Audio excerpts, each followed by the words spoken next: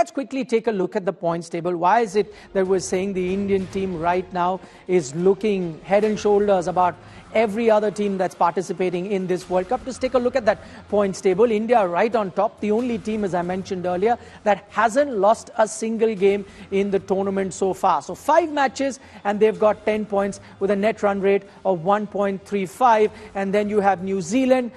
They've lost their first encounter, and that came against the Indian team with 8 points, looking like in a situation that they should make it to the top 4. Of course, they will be challenged by the likes of South Africa, Australia and Pakistan.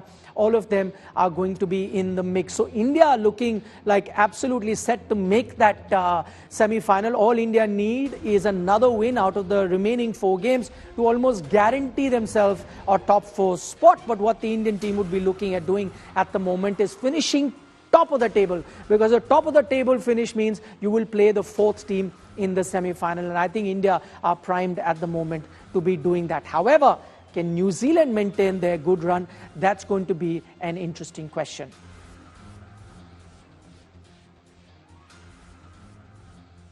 Okay, talking about New Zealand, why are we saying that it could be a bit tricky for New Zealand? Now remember, they have 4 games remaining, and at the moment they've won 4 games. So they have to be winning a lot more many games going forward. Out of the 5 that they've played, they've lost only 1. But the remaining games that New Zealand have to play are going to be very tough. They're going to be facing the likes of Australia, Pakistan, South Africa. In the 4 games that they have left, 3 are against top-rated sides against whom they do not have a great record in World Cups, which is why the question now arises, is it guaranteed that New Zealand will make the semi-finals, or could they face a few hurdles? I asked the same question to Robin Uthappa. This is what he had to say.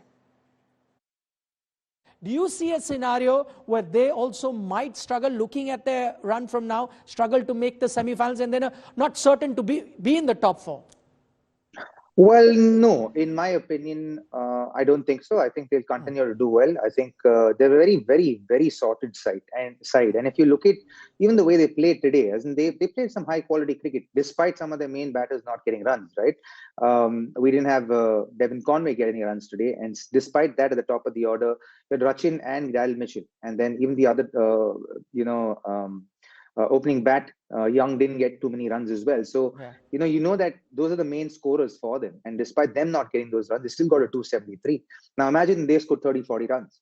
That would have made a proper total, and then it would have been a neck-and-neck game. And this one was almost a neck-and-neck game, hadn't it been for Virat. In this situation, say, if that Jadeja and Virat partnership hadn't happened, India would have been in deep trouble, and New Zealand would have continued to be on top. So there's a lot of positives for New Zealand to take away from this game. And I think they'll continue to be a dangerous side in this ICC World Cup.